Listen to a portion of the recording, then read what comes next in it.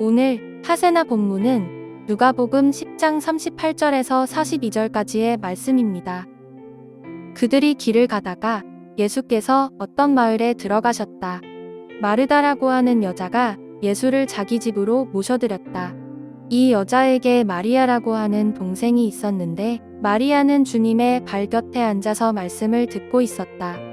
그러나 마르다는 여러 가지 접대하는 일로 분주하였다. 그래서 마르다가 예수께 와서 말하였다. 주님, 내 동생이 나 혼자 일하게 두는 것을 아무렇지 않게 생각하십니까? 가서 거들어 주라고 내 동생에게 말씀해 주십시오. 그러나 주님께서는 마르다에게 대답하셨다. 마르다야, 마르다야, 너는 많은 일로 염려하며 들떠 있다. 그러나 주님의 일은 많지 않거나 하나뿐이다. 마리아는 좋은 몫을 택하였다. 그러니 아무도 그것을 그에게서 빼앗지 못할 것이다. 오늘 본문의 세 번역은 마르다가 예수님을 자기 집으로 모셨다라고 하지만 저는 개역개정에 조금 더 와닿습니다. 개역개정에서는 마르다가 예수님께서 갈 길을 가실 때 자기의 집으로 영접했다라고 설명하기 때문입니다. 마르다는 스스로 예수님을 자신의 집으로 영접했습니다. 예수님께서 삭개오의 때처럼 갑자기 내가 너희 집에 유해야겠다라고 하신 게 아니었습니다. 마르다가 직접 예수님을 그녀의 집으로 영접했던 것이었습니다. 그런데 그럼에도 마르다는 굉장히 분주했습니다.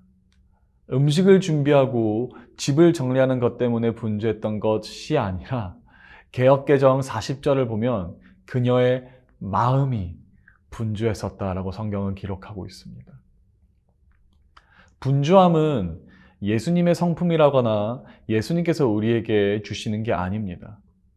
분주하고 두려움에 떨고 있던 제자들에게 샬롬이라고 평안을 축복해 주셨던 예수님을 우리는 기억해야 합니다. 그러나 마르다는 마음에서부터 분주했다는 것은 그녀가 예수님을 이미 바라보지 못하고 있었기 때문임을 우리는 알 수 있는 것이죠. 마르다는 누구보다 예수님께 가까이 있었으며 누구보다 가까운 곳에서 예수님을 섬기는 사람이었지만 심적으론 누구보다 예수님과 멀어진 사람이었습니다. 그런데 가만히 생각해 보면 우리도 그럴 때가 있지 않습니까?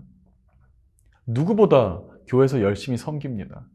누구보다 많은 부서에 몸담고 있습니다. 누구보다 많은 사람을 알고 있으며 교회에서 둘째가라면 서러울 정도로 헌신하는 사람일 수도 있지만 마음 깊이에서부터는 채워지지 않는 허무함이 있고 분주함이 있는 것은 바로 우리는 스스로의 열정으로 사는 사람들이기 때문에 그런 것입니다. 예수님은 우리에게 무엇을 먹을까, 무엇을 마실까, 입을까 걱정하지 말라라고 하셨지만 세상의 염려를 가지고 걱정하고 분주하는 것은 어느 순간부터 우리 스스로의 열정이 예수님의 말씀을 압도하기 시작했기 때문입니다.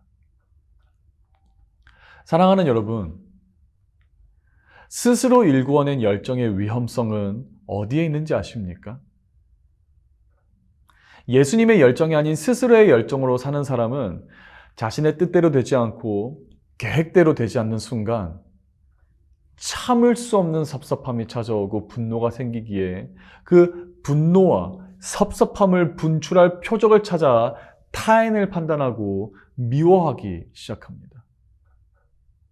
마르다가 그러지 않았겠습니까?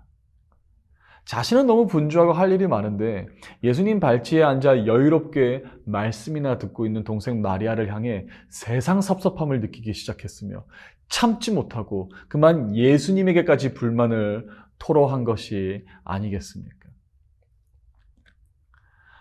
나의 뜻대로 되지 않아 섭섭하십니까? 나마 일하는 것 같고 나마 헌신하는 것 같아 불편하십니까? 사랑하고 정말 사랑하는 높은 뜻 푸른교회 성도님들, 만약 오늘 이 마음이 우리 안에 있다면 그것은 스스로의 열정밖에 되지 않으며 우리가 반드시 그리고 철저히 버려야 하는 것임을 알려드리고 싶습니다. 말씀으로 돌아가십시오. 은혜의 자리로 돌아가십시오. 무엇을 먹을까, 입을까, 무엇을 마실까 걱정하지 마십시오. 이미 하늘의 아버지께서 잘 알고 계십니다. 그러니 여러분의 모든 일과 염려를 그치십시오. 괜찮습니다. 예배와 찬양의 자리로 돌아오고 주님의 발치로 돌아오십시오. 이것이 바로 오늘날 이 땅의 모든 마르다를 향한 하나님 아버지의 마음인 줄로 믿습니다. 그러나 동시에 은혜의 자리에 머물며 말씀으로 충전되는 것은 앞으로 스스로의 열정이 아닌 주의 열정으로 살아가는 것을 의미합니다. 따라서 삶 가운데 말씀의 부흥이 일어난다면 그것은 반드시 실천으로 나타나게 되어 있고 이웃과 열방을 향한 섬김으로 열매 맺게 되어 있습니다. 행함이 없는 믿음은 죽은 믿음이기 때문입니다.